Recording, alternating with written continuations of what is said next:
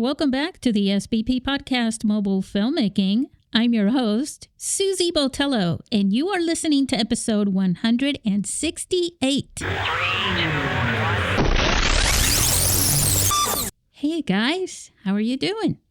So we're back in Fade Into Film, our panel. We've got Joey Min and Ryan McDonald with us, and we're going to be discussing some topics. We're going to talk about some news that happened actually at the end of last week. Some pretty shocking news that we came across, and I know you probably came across them too. So we're going to share our perspectives on what happened. Then we also are going to share some funny stories, and we're going to discuss a few topics that are going to be inspiring and fun to listen to. Now, listen, I just have to say this. Go to internationalmobilefilmfestival.com and check on the dates, because we are now in full extended submission mode. So go there, find out if you can still submit your short films or your feature films into the film festival for San Diego's 13th edition of the International Mobile Film Festival. Okay, that's it. That's all I'm going to say. We're going to go right now. We're going to talk to our panelists, Joey and Ryan.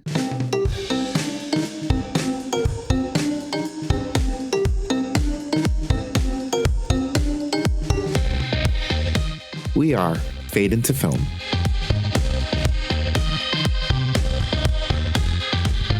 Hey guys, how you guys doing, Joey and Ryan? Hey everybody, how's it going? Doing okay. We're going to ask Ryan to trademark that hello, because he does it every time. That's his signature good morning or whatever. Do you say that in the morning? I had a job one time, and we did a lot of phone calls, and they wanted us to, when the customer would answer the phone, and they want us to not say something like, "Oh, how are you doing today? How was your Wednesday?" They wanted us to say something like, "So what's the better part of your Wednesday today?" Like they wanted you to catch somebody off guard with a unique unique question. No, you're supposed to ask something completely different besides "How are you doing?" Yeah. And I was so irritated that I would not do that, and I just stuck always with the like, "Hey, how's it going?" And so you would get graded. You have somebody who reviews your calls and they grade you. And they eventually, management just let me go ahead. They were like, for whatever reason, your "Hey, how are you doing?" works. And you get into these long conversations with people where others don't. And so, yeah, when you get to be yourself, there you go. Yeah, and you're not faking Instead of saying, again, like some people would be like, "So what's the best part of your Wednesday today?" Or like, how was your morning commute?" would be something that other people would ask. And I was like, I don't want to do that. That's if I got a phone call, and it wasn't cold calling either. It was business to business, but it was like if I got a phone call and somebody asked me how my drive to work in that morning would be, it'd probably be something really dark that I would respond with. Yeah. like in like Fight Club when like it may not work today either. A lot of people work from home. Like in Fight Club when like Edward Norton, like his boss is like, "Oh, you left this in the copy machine." He's like, "Oh, it could be one of our employees." He's like, walking around with an AR-15, carbine powered, yada yada, or it could just be something you just throw away. It's something like that. It's and so It just sounds like I don't know if you guys ever saw like the training tapes for like Old Country Buffet. You know about? And like the guy that cuts the meats at the buffet, like they had this video they put up. I'm so sorry for all the vegans out there. But it was just kind of like, trying to make small talk. Yeah. So it's funny and creepy at the same time if you really think about it. I used to be in sales, and one of the things that I learned to do is to actually look at people and don't go at them, just approach them as you would by being observant. Hey, where did you get those shoes? If they got cool shoes on or something like that. And that's how you start a real conversation with something where you're talking about them and you're complimenting them or something like that at the same. People love to talk about themselves. Right. That's oddly like a nostalgic advice that I remember hearing someone tell me. to try to Yeah. talk to girls. Oh, Like, nice. oh, that's a nice necklace. Like, can you like, what is that? And they'll talk about that shit apparently. Like, I remember using this and it actually does work. Yeah. I like the color of that, whatever. I mean, I wasn't trying to pick up on people, but I know what you mean. Yeah, it's a great one-line opener where you're giving someone the opportunity. It wasn't so much like, oh, I'm just going to compliment you, but it was more like a question where all of a sudden that person gets to talk about themselves in a nice way, on a positive note. But like, as opposed to what people say. What people usually say, "Can I help you, sir?" Right. But have you received that? Then you responded because, oh yeah, you talk nice about yourself. Then you just realize, like, was I just manipulated to saying something nice about you know what I mean? Like, Well, that depends on how good you are at changing topics and things. Oh, speaking about changing topics. So, I wasn't ready to change, but okay. Okay, so listeners, we have some news that I'm sure you're aware of. Something that happened late last week. I believe it was Friday when I found out about it. And I'm going to add a link on the notes to Filmic Pro No More. That is the name. That is the title of what I wrote because if you haven't heard, Bending Spoons, the parent company for Filmic Pro, basically laid off the entire staff all the way up and down the tree. Speaking of the holidays, all the way from the founder down to the last person. And I don't know if you heard about it, but we know that Ryan, you've used Filmic Pro in many of your films. So what do you think? I think he just found out what I was just telling him about Blackmagic camera. But share with us your experience with Filmic Pro and, how you feel about what happened. Yeah, I mean, there was a time when like the film Tangerine hits Sundance, and it was kind of like, it was one of the first like iPhone films, and it was kind of like, how did you do this? And if you just Googled how they shoot that on a phone, I mean, Filmic Pro was the app that popped up, and so naturally then, I would assume many of us, I know I did, downloaded Filmic Pro and started shooting films with our iPhones. And because it was convenient, or maybe it was a challenge. That was one of the things I was trying to do. I was like, can you actually do it with the phone? We shot my feature film, Married and Loving It, with an iPhone 6, using the Filmic Pro app. But you and I spoke a year ago about when Filmic Pro was moving to a subscription form, and I was kind of jaded about that because I had bought the Filmic Pro app. And it was a $30 app, which is kind of expensive. But that's how you unlock some of the features so that you can, the key things that you need to be able to record in 24 frames. You want to, if you want to look cinematically, right? 24 frames, right. You want to be able to lock focus. But then, years later to then go, okay, well now it's going to be a subscription. It's like, but I already downloaded it. Like I've already have it. Why do I have to pay now weekly to have it more? And now that at a point where they fired their entire staff, it does seem kind of like it does look pretty grim. And for an app that was kind of like, it was the, I forget the name of the camera, but it's like the Lumet brothers camera of our time in mobile filmmaking. So it was the first camera that I can remember. Funny enough, Splice was a mobile editing app that I used to use on the go just to, edit quick little clips. At around the same time, 2012, 2013. I'm pretty sure it was 2013. And I used to use it, I remember I filmed a gopher in my backyard and I added some music, and things like that, and put it together with some titles and uploaded it to, social media, and look how cute and how funny. But Bending Spoons actually bought Splice as well. And I think that's what they do, is they buy apps and they turn them into subscription-based applications, for the phone. The most recent one they did was an app that I've been using for years. It's called Evernote. You guys ever heard of that? Mm-mm. I think so. Yeah, it's a note. Yeah, it's a note-taking app. It was really popular at first with college students and all students, really. But yeah, they bought that. That's their most recent one. So I think pretty much what happened was they got hit twice, one on the left and one on the right.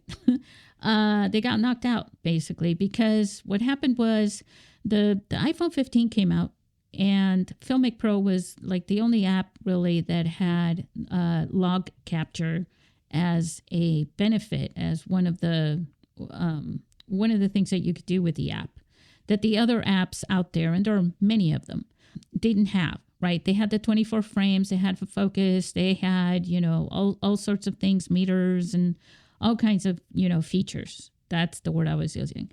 And Filmic Pro had log capture. Well, the iPhone 15 came out. The Apple keynote event came out and said, hey, we're putting log capture on the iPhone 15.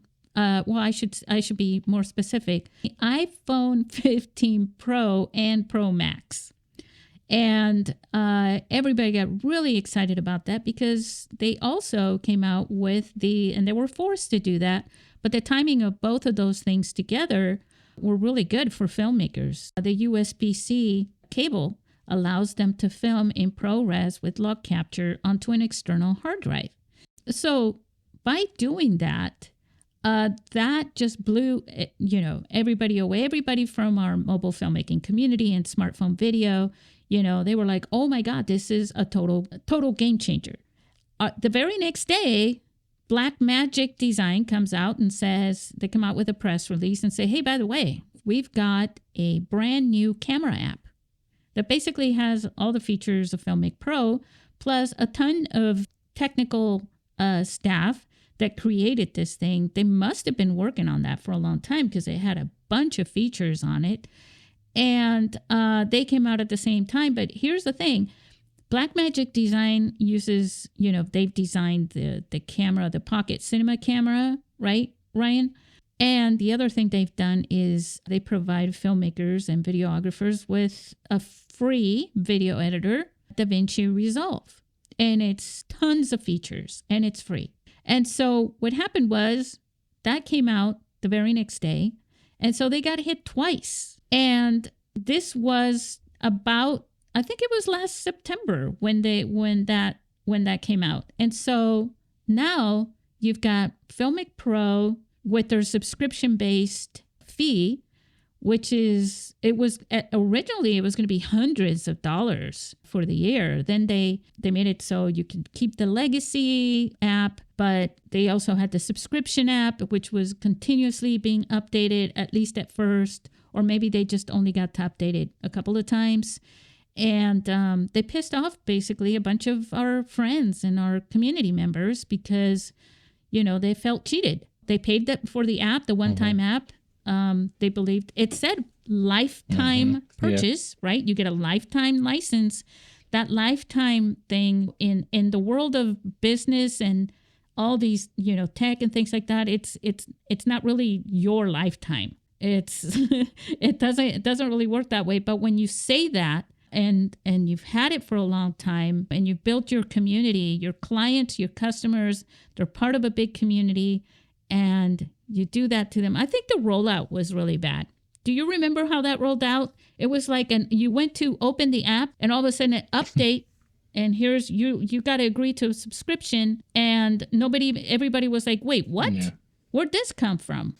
Yeah, it would have been nice if they would have created like an updated version. Like you could have like Filmic Pro original and then like Filmic Pro new feature, and just have a whole nother app. And I know that there's probably a lot of red tape around, greenlighting another app on the App Store. But for some of us who paid for it, and I'm sure when I say some, I'm sure there's a comma in that number of the thousands of us who paid for it. Like it was to go then into a subscription was already kind of weird feeling. And without knowing. But then now, that's bad PR. It was bad PR. And I'm sure. And then the other thing that happened was when anybody asked anything, they would cut and paste this answer. And they weren't really allowed to talk much about it. They signed an NDA when they went to sell their company to Bending Spoons. You just don't do that without an NDA. So their lips were sealed, basically. Their hands were tied, right? But it was still, in the eyes of our community, it's like, hey, you guys, it was your choice to sell, though. And you knew that when you were selling, this subscription model was going to take place, and we were not going to be happy about that. I mean, if they didn't realize people wouldn't be happy about it, I'd be surprised. But, go and read the article that I wrote. I have a lot of respect for Filmic Pro as a pioneer. I got a thing for pioneers, Joey. And yes, our film festival was launched before Filmic Pro, but they were the other hand. It was like our hand was saying, make a movie and we'll put it here. And I want you to think cinema, right? With the big screen and make narrative films and all that. And Filmic Pro was the other hand that said, hey, we'll help you do that. We'll help you achieve that. Right, Ryan? Yeah. And so, but the good thing is that there are apps that have come out since then. And from before that, from when I say since then, I mean way back, when they started. And they all have the Apple log feature. They have all these other features involved in it. And so, Blackmagic is free. They couldn't compete with that. You can't compete with free when it has all the same features. Plus, it's not a newcomer company, little company that came out of nowhere. This is a well-established, huge company. They may not be huge. They may be, if they happen to be listening, they're like, hey, we've got 6 people working for us. That's not what I mean. I mean huge in the fact that you have established yourselves as leaders in the camera and in the video industry. Right. So, Joey, do you have anything you'd like to add? Not really. I mean, because I know you guys have more of a history with Filmic Pro. Yeah. I think I used it. I think I bought it once, a long time ago. You filmed your Zorro films. You didn't use Filmic Pro or anything. No, did actually, you? I just used the straight, just the actual the native camera. The native camera. Just I think it was halfway through it. I'm like, oh, that's how you lock the the light and stuff like that. So right, it was a learning experience. But yeah. That's funny. But I it would just kind of, because I was thinking that, I mean, now in the advent of having the new phone coming out, I mean, I still feel like people would still be loyal to that company. Even though that Apple and Blackmagic kind of puts out their own app, I still think people would still be loyal to them, There are some, but I think, having been around in this for so long and have read the comments from people and, listened to people that have shared, their feelings about it with me. They didn't have that many loyal fans left at this point. They had some, that were still like, okay, well, I'm still going to go with Filmic Pro. But a lot of people, so there's, if you want to divide them in groups, there were those that said, all right, well, we're not happy about this. Look, there were people who are teaching. They're in schools teaching mobile filmmaking in their classes with middle schoolers and things like that. And they were able to provide this. Their school would buy these apps for the students to use. And it was a one-time fee. And then the students keep it and they can use it. But the schools weren't going to pay a monthly subscription for it. So they had to come up with something for that. But they did. One thing is to have an established school that gets, teaching credits. And then there's Joey Min, who's teaching mobile filmmaking tutorials and on the side, running workshops. It just became like, well, I can teach them how to use Filmic Pro, but they're not going to be able to afford it, the students. So why do that? So they let a lot of people down on top of that. And when I say they, guys, I'm really talking about bending spoons. But ultimately, I think a lot of people are like, yeah, Filmic Pro, you're the one who sold us out, right?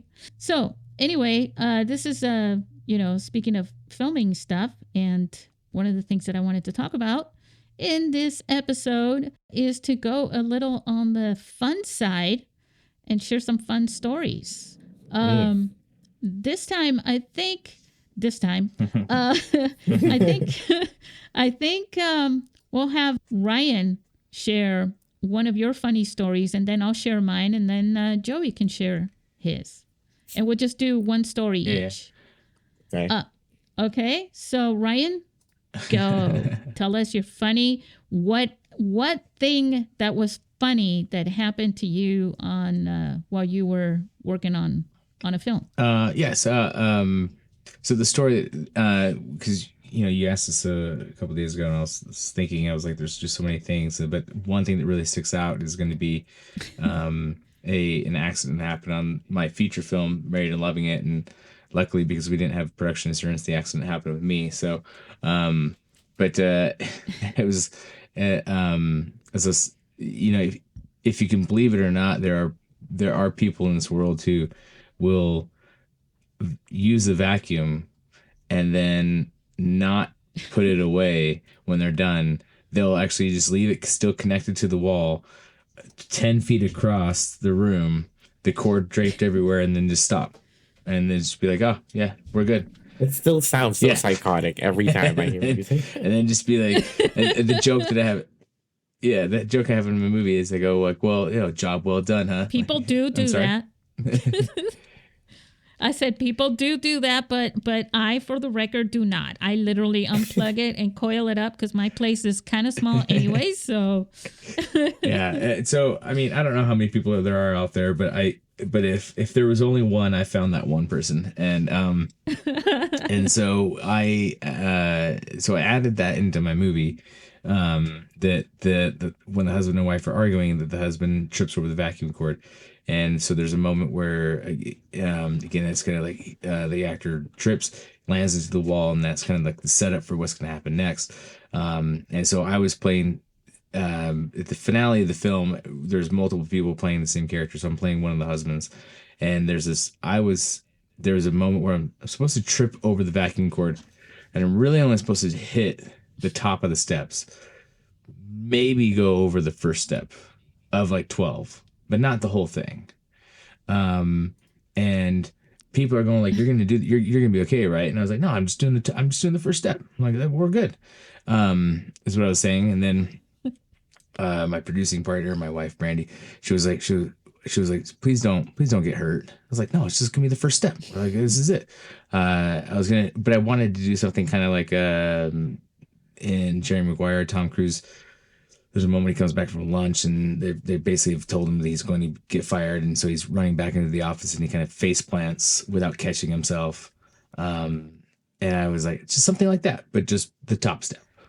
But people around me kind of all knew that this is going to go badly before I was really ready to acknowledge that this is going to go badly. Something you do badly all the time. And so, so. We say action. I go, well, my first AD, Jason White, he started recording with his phone, even though we're shooting the movie on a phone, but he started recording with his own phone, I guess, because he wanted to live in the memory of what's about to happen. And then even my DP, when you look at the take later, and we do the shot slate action marker, and even my DP Matt Johnson, he says out loud, he's like, we're about to watch Ryan die. And so I go cruising for the steps, and the idea was that it was all going to be in one shot. I was like, I'm going to fall, first step. That's it. The first step at the top. I'm going to fall. I'm going to stand back up. I'm going to yell my lines to the actress, and I want the stunt and the steps the stunt and the lines, same shot, no cut. And you're all confident. Yeah, that's what it's going to be. Yeah. So we go. The actress playing the wife goes in front of me. She hits everything fine. I, fake trip over the vacuum cord, and I go over the stairs. And very quickly, I realize that I have lost all control of my momentum, and I am flying down the 12 flights of stairs all the way down, and then when I hit the bottom, I think this part's in the movie too. You can hear this like grunt out of me because of how hard I hit the bottom. And then I'm still thinking like in my mind, and this is years before Tom Cruise like broke his ankle and then continued acting. But like this is me hitting the bottom. I'm like, oh my God, like, but the shot. So I stand up and I'm like, use that anger, and I just scream my obscenities at the person who's playing the wife. And then we rounded the corner of the stair because there's 2 sets of stairs. And I was like, man, I fell a lot further than I meant to. And I was ready to go. I was like, well, we look at the take, and unfortunately, because the plan wasn't for me to go all the way downstairs. So the DP, when he panned down, you can kind of see some of the other crew members, their feet, because they were close to try to get the sound. Because they were there not thinking you were going to hit them. Yeah. Well, I had assured them. I had spoken with everybody. No, I'm not going all the way down the steps. And they're like, really? It sounds like you're going to go all the way down the steps. I was like, no, guys, I got this. Like, yeah. As if I do this every day. And I don't. And so that's how confidently arrogant I was about what I was going to do. And just also how surprised I was when it all went wrong on me. And so so I was like, well, we got to do it again. But this time, like, just pan as I go down. And I was ready for another one. And then, Jason White, my first AD, as I said, he's like, Ryan, I can't let you do another one. He's like, you gotta. He's like, you've already done the one. He's like, let's cut to. You've already killed yourself. He's like, once. Let's cut to this bottom of the steps, and then, just do. So what I basically did is I go one step up in the and then I just roll over to my knees, and then we actually cut to the part. So the shot, so in the final edits, the shot of me hitting the thing, going all the way down the stairs, and then there's an insert shot of me hitting the bottom. That was kind of like, for safety and with nobody else's feet in the way. And then we cut back to me angrily, like screaming at the actress, the reacting from the first take, why I'm tripping over this vacuum cord all day long. But that was the mistake was. So guys. Yeah. The lesson to be learned, whether you're on set or off the set, unplug the vacuum cleaner and put it away. Especially if Ryan's coming around. I just, give it a your all, but at the same time, with some safety. So we have a joke on our set. It's like, let's do another one for safety. But it's like, but it's not in the same way. Like when you typically say that, you say safety as in like safety coverage, right? But because of moments like that, because of your safety addict, moments where like, where I've been the fake punch went wrong and it actually hit me and it broke my nose, and then the director might say, let's do it again. And it's like, why would we do it again? It was supposed to be a hit. You actually got a hit. So there's no need for a safety shot on that one. Like it's actually, especially if you're doing something where there's a stunt, it's kind of like if you got it and everybody's safe, then there's the safest thing to do is not do a second one and move forward. But Joe, yes. Most, you probably have more stories on this than I do about that. Mine was just people screaming at each other and there just happened. There's one. Yeah. Joey, with your martial arts, there's gotta be. I've had stunts. Yeah. Like there, earlier in my career, I actually dislike heights. I think early in my career, I had to do I had to do this bungee jump, like high fall from a building in Japan. And sorry. Is this the one that you talked about at the Q&A at that festival? And I wish I had the footage or like the raw footage, because you just hear me cry the entire time I'm going down, because I was already crying. I'm like, I don't want it. And then they were like, 3, 2, So 1, is that go. like normal in Japan to just kind of like say, no, we don't care if you're This is like a long time ago though. So it's like the whole, people didn't really know what stunt, like, because like back then, like stuntmen are just kind of, they treat us like extras, right? Yeah. At that point, it's just kind of like, whatever. So I know I had to do it. I was young. I know I need to do for work. I need the money. But I was like crying. They were like 3, 2, 1. I was like, and I found out. I was like, oh God! Like, and you could hear me crying the entire. Oh my God, poor Joey. The stunt looked cool, but the sound was shit. He was crying the entire time. the most manliest time of my life. Oh my God! Oh, and when you say back then, like yeah, what date are we? Like what time frame are we speaking of here? I know. I'm thinking about like the 1800s, way back when they used to have people jumping off of trains in real life. This is before 2010. Oh, okay. I'm like, they're filming Hard Boiled down the street, and you're doing a bungee jump, like that's or something like. Oh my gosh, something like that. I remember that. Then I realized I don't like falling from very high heights. I'll never do that shit. Well, I mean, like nobody really does. I don't think. Well, I mean, technically, you're flying until you hit the ground, right? I don't know if that's because by physics standards, I don't think that's flying. By definition, that's not flying. Well, that's how I see it. It's like, oh, you're flying, yay, until you hit the ground. That's why I'm in a position now where I tell other stuntmen to jump out of the building, and I don't care if they don't like it. Oh, actually, I do care. But yes, you do. But there, the record. Yeah. No, I try to really make it safe. But yeah, like silly stuff like that. I mean, back then it was just kind of, still the Wild West of stunts. That's crazy. Well, I have a completely different story. That is nothing like that. And it's actually not working on a film. It's something that I thought of the other day, which prompted me to throw this topic off with you guys to compare notes. I didn't know how wild you guys were going to get with yours. But basically, I was in my earliest video production days working with this company. And we were interviewing someone on location. It was at the construction of a trolley station. And it was a prominent figure in our city here in San Diego at the time. This was many years ago. They're not so prominent anymore, most likely, I think. But anyways, we were interviewing this person, and the executive producer who was filming said, Susie, why don't you go ahead and hold the reflector, because it was the middle of the day and this person had a lot of shadows and things like that, and we're outside. And I said, sure. And one of the things about holding a reflector to bring some light, you're basically bouncing natural light from the reflector onto your subject's face, right? And so if you're moving around, their whole face starts to look like there's jumping lights all around. So you don't want to move. And so in the middle of this long interview, I start to feel something on my legs.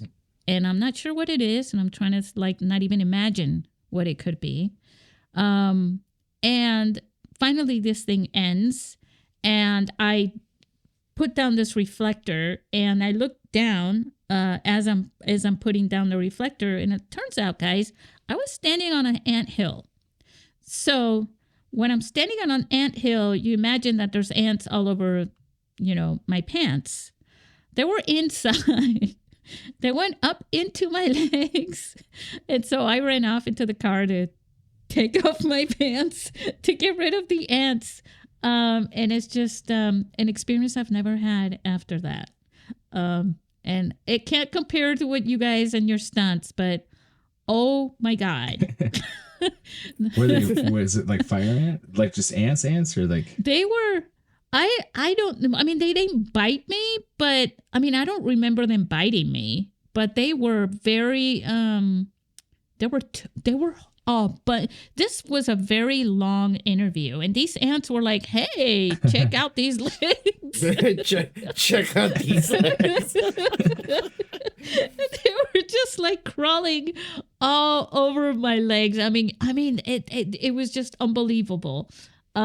Which is why I normally don't run into a car to take off my pants. If it would have just been some ants, my legs were covered with ants, and I mean, it was a nightmare. It was horrible. I was really not happy, but I stayed true to the game, and I was professional. I think the executive producer was a little freaked out for me and told me, next time you may interrupt. I'm like, no, there's not going to be a next time, because I'm going to make sure I know where I'm standing before, Yeah, that's, yeah. Yeah. That's so that's our fun time after talking about the other stuff. But speaking about these things that happen on set, they don't have to happen to you, and by that I mean you guys. All of you guys that are listening. I want to discuss why passion is so important, though, in the filmmaking process. Now, had I not been passionate, and had Ryan and Joey not been passionate, somehow they probably would have quit in the middle of those experiences, right? Maybe not even gone through it all the way. If you're thinking about making a movie, and you've got no experience, and you want to at least know what you're getting into before you go all out and do it, put people in danger of tripping over, power tool cords or vacuum cleaners, or jumping off the top of buildings or whatever. Find some people that are making an indie film. Always look for an indie film. You're most likely, if you have no experience, even as a PA, as a volunteer, you're most likely not going to get brought into a Hollywood film. So be realistic and look for an indie film. I know that's how I started out, and it was a friend of mine from my college, my film studies, who was working on a film, and he said he had to be out of town, but he needed to replace himself on a short film. And would I volunteer to replace him as a PA? And I said, sure. And that's how I started out. And here's the thing. It was a rush. And that's why I'm saying film production is a rush. And I mean that in a good way. I was excited. I was happy when I left that film set. It was a weekend thing. I couldn't wait for the next day. I didn't even sleep that night. We were done at like midnight, and we had to get up at 5 a.m. to go back the next day because we were making a film over the weekend. I couldn't be more excited. I had such a great time. And one of the things that you do is it was like an adventure. And I like challenges, and I like to get creative and find ways to overcome the challenges. You work very closely with people that you just met. You get to be around the film gear, the filmmaking gear. Sometimes you get to touch things, which is always cool.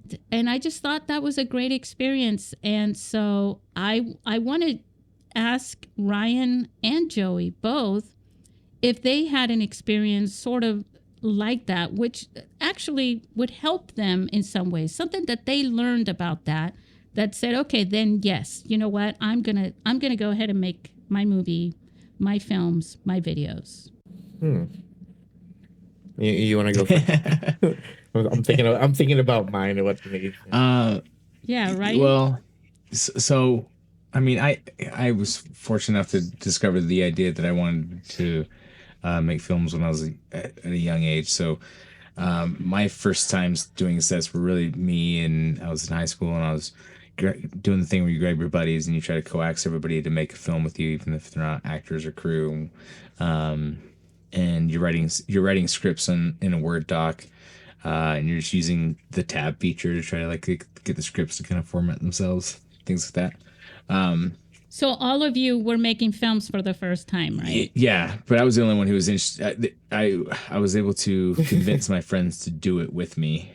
It wasn't like it wasn't like there was a group of us that were interested in filmmaking. It was me who was interested in filmmaking. I was just kind of like pulling them along.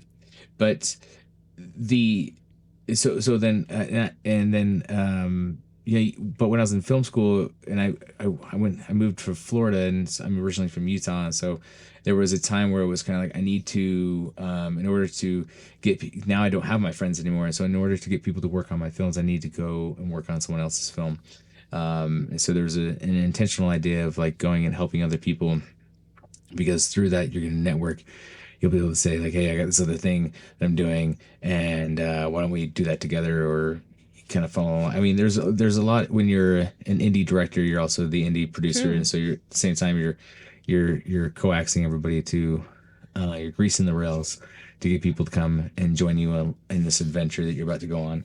And a lot of mine were short. They were all short films, and I shoot things in like a day, 2 or 3 days. What was the experience like the first time you worked on this film, even though you didn't have any experienced people and it was all your coercive idea and all that? But what was the experience for you and for your friends who had never done it before that made you want to do it again? Did they also want to do it again, or was it just you who wanted to do it again, or what? I mean, I was one of those pestering people who also, like, I bought a camera.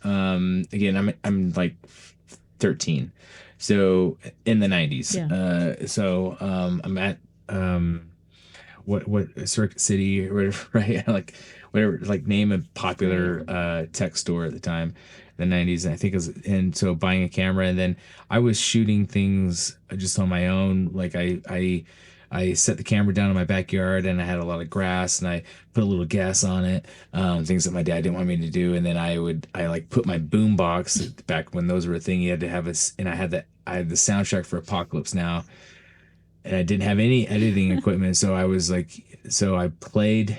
No, I didn't have the Apocalypse Now soundtrack. I had the Doors best of CD, and I played the song, and then I lit the grass on fire because I was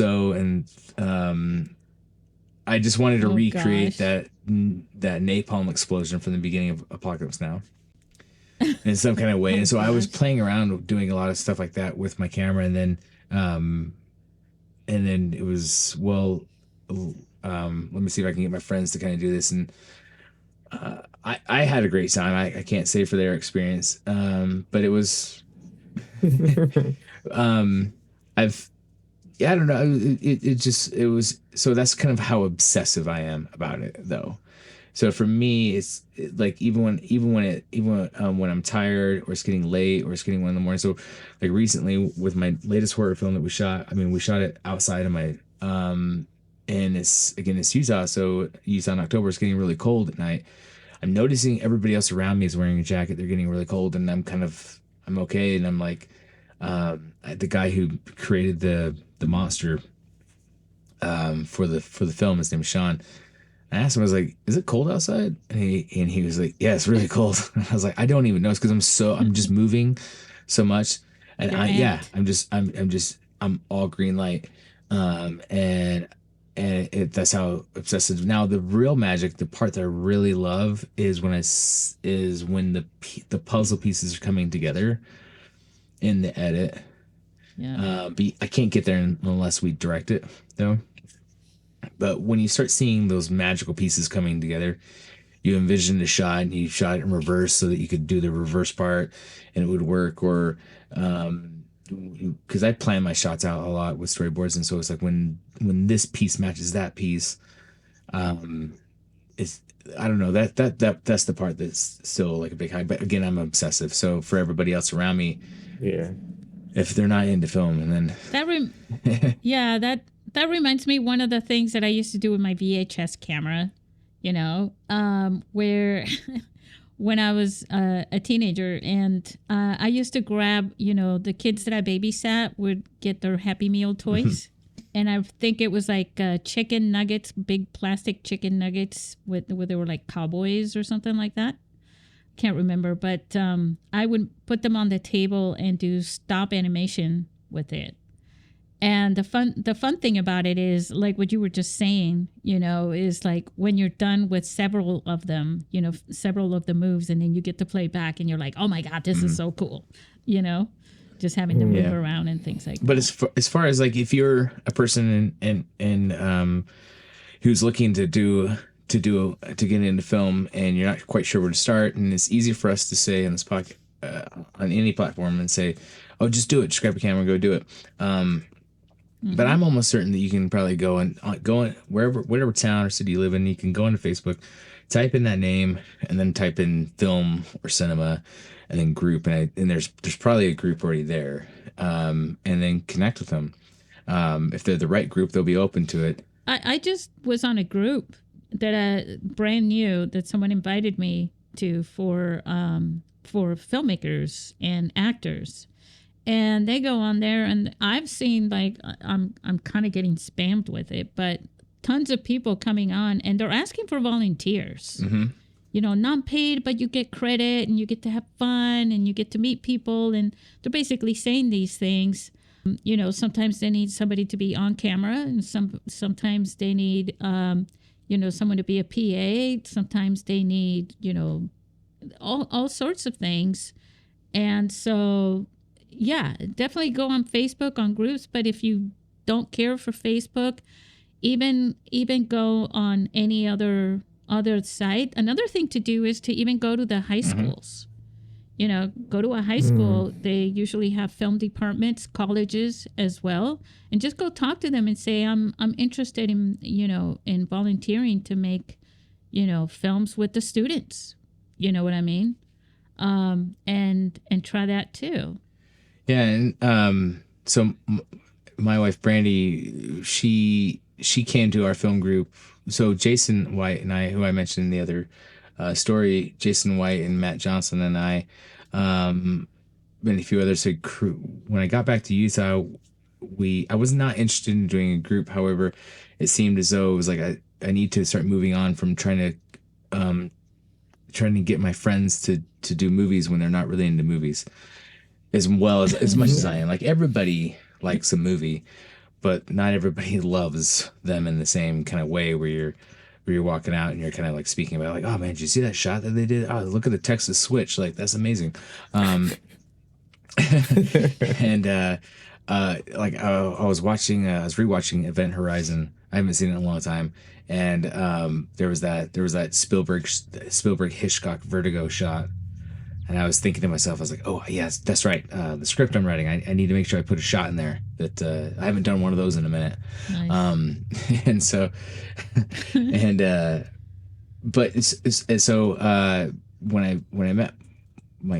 I met Brandy, she was looking for a film group. Because same problem, like, you want to be a filmmaker, but your friends aren't willing to do it, so you have to find a group, and she happened to find us, and Matt Johnson and Jason White and I created a group in Ogden. And you were so happy you married her. Yeah, well, her and I were having lunch earlier today, and we were saying the same thing. It was like, because I was geeking out about movies, and we were talking about Django Unchained and things like that, and she was kind of like, I'm glad I'm able to have these long dialogues of cinema with you. She didn't say cinema, that's my pretentiousness coming out, but I say things cute. Like cinema and theater palaces and but the same thing applies. So we created a group in Ogden called the New Ogden Cinema, and the idea was to be an open group of people. So, because it's like, I might make horror films, but somebody else might want to focus on, family films. You only need 3 people to start a group. And I watched the Warner Herzog masterclass, and he was saying that you only need 2 people to even make a movie. So, right. He listed off a few of his movies. He's like, it was me and Bob. That's what we did. And I was like, man, that guy is, he's diehard. So what about you, Joey? I mean, it's the same thing too. Like, I got all of my friends to help me out for, when I was like a teenager, because I think I've always wanted to, well, ultimately I know I wanted to be a filmmaker and a director, but I think I started off making fight scenes because, martial arts and, watching Sammo Hung and Jackie Chan growing up. And so having my friends help me do that, but then eventually I would find people that were, more like into the martial arts and stuff like that. And I think it was just really cool. Like, I think what I still get a high from now is like the conception of something that was just in my head, Yeah. to make it into something tangible. First, before, it was like, I think it was just the spirit of creation, where I, had everything in my head and I would just make everything on the spot, and that was like very, very fun.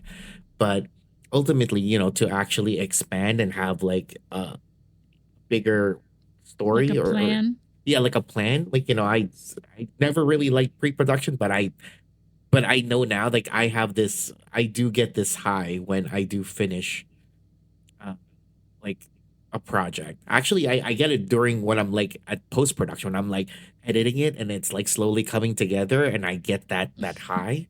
Yeah. I just love it.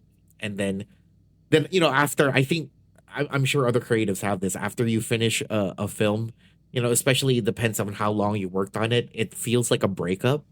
I don't know, like that weird, that after you finish a big project, it's just like, you were consumed by this one project for however long, and now that it's over and you just kind of let it out to the world, it feels like a breakup. And I need that time alone for a little bit, because like I feel That sad. happens when you're working as a part, like, you have part of a crew that works in pre-production, and then some of those members go into the production, and then some of those members go into the post-production. But within those three phases, there are people that only work in each one of those. Oh yeah. And when you're only working in the production part, it's like a dance in a way, right? It's like you're making this dance happen, this big performance where you're making things happen. These things have to be timed right. These, the Yeah. sets and the Exactly. filming and all this stuff. And then it's like, boom, and then it's done. And then you say goodbye to everybody, and you're like, oh man. You're Right. driving home. I think I've mentioned this before. You're driving home and you're just like super amped. You know what I'm saying? At the same time, even though you've done 12-hour days for like 4 days in a row Right. or something, and you're super amped and you can't get it out of your head and you can't Right. sleep, and you're just like super excited, and you're like, guys, we're going to do this again, right? I mean, yeah, right. But I'm just saying, like, as just like a singular, person, for Yeah. most people that wouldn't have a crew, that you work on something, and it's like, your vision and your plan and your passion and your craft, and once you finish it, there is that moment Yep. of sadness. It's like, oh, it's the breakup, right? So yeah. I don't So know. Yeah. I don't know why. I think, I honestly don't even know why I keep making a fucking movie. It's like stressful as hell if you really Yeah, think well- about it. But I keep doing it again and again and again. It's a drug. because each time it's never exactly the same, and the anticipation of what it could be, that's part of the adventure. Mhm. Yeah. That's part of the adventure that you're getting into. So Well, it's unfortunate because it's the one art form where you need other people. Because you can write on your own, and you can paint on your own, but unfortunately with film, because even if at some point, like, you are the director, somebody's the subject, but you need some, like, it's a collaborative effort, and that's the unfortunate part. But it's also the fun part, but the stressful part, right? Yeah. there are many films, mobile films, that I've watched that have been a part of our film festival, especially earlier on, where there's one. I remember one.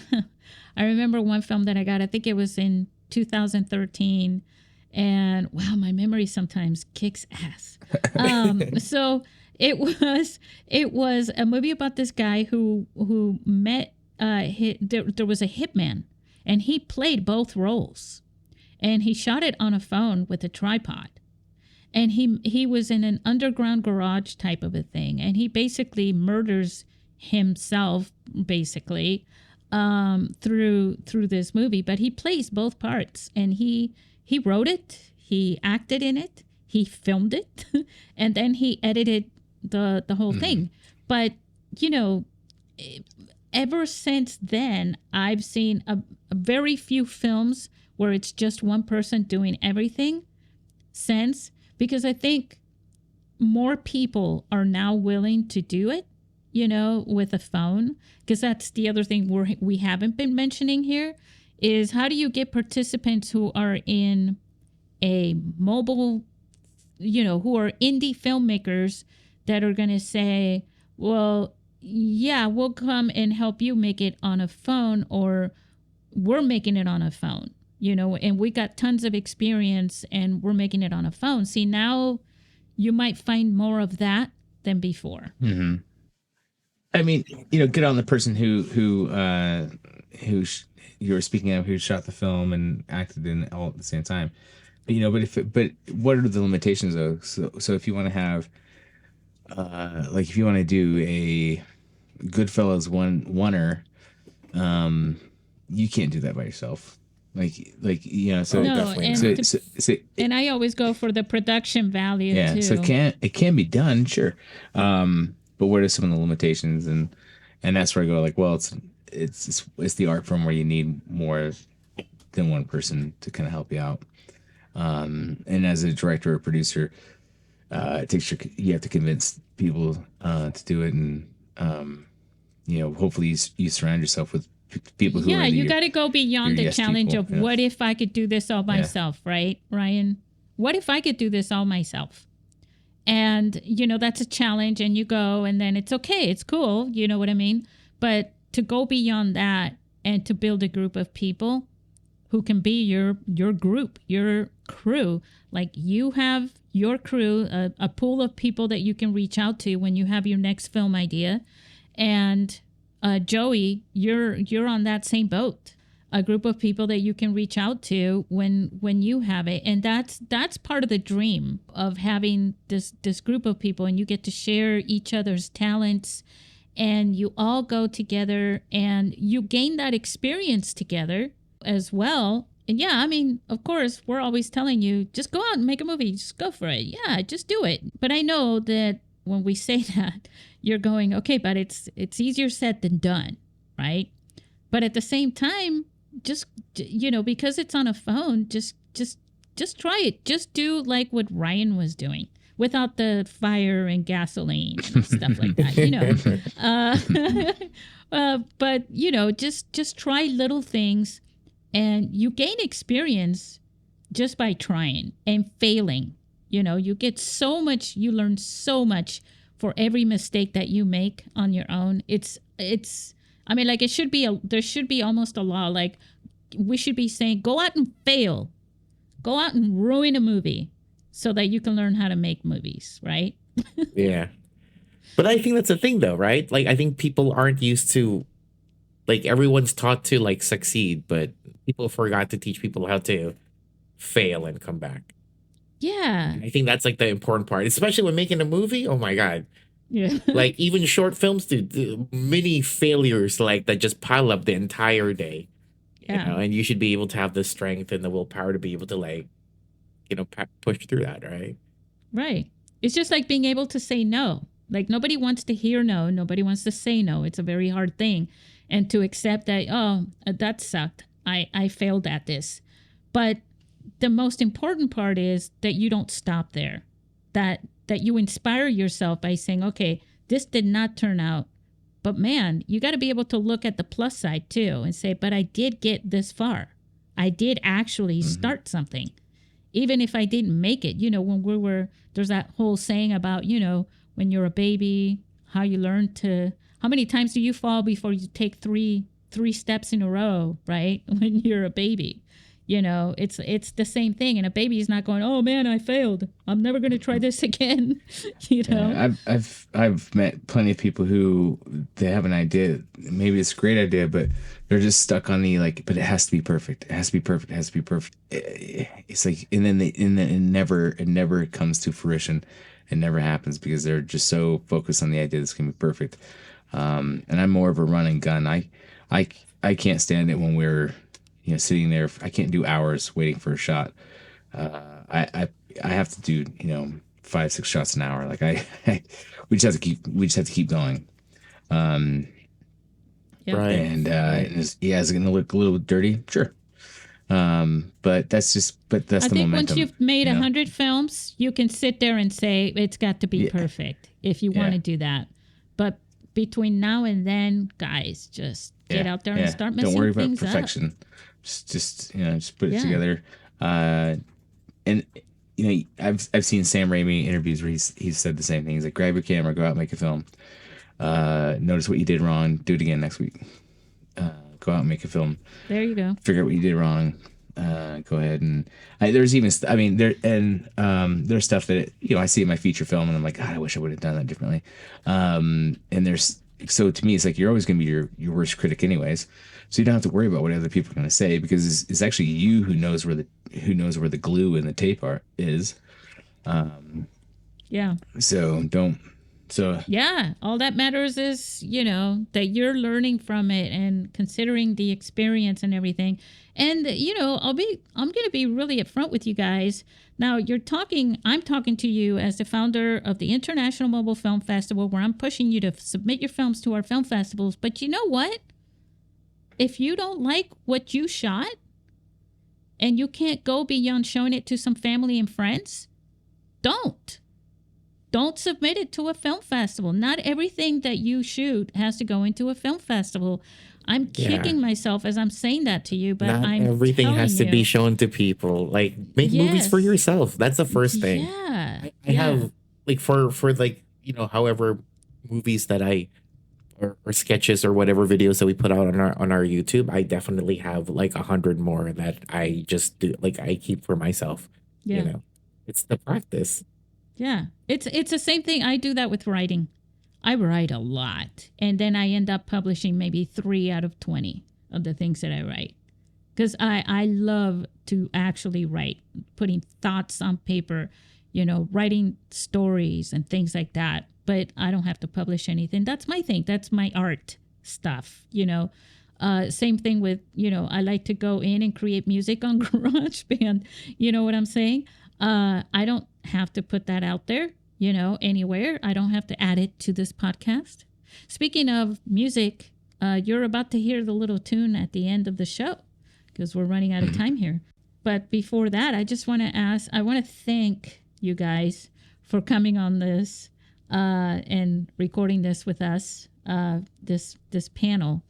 And Levi was not here, but he'll be here soon. Again with us. But I want to say thank you to you guys and wish you all very happy holidays, especially our listeners. You want to say goodbye to our listeners, guys? See you guys. I'll see you guys next time.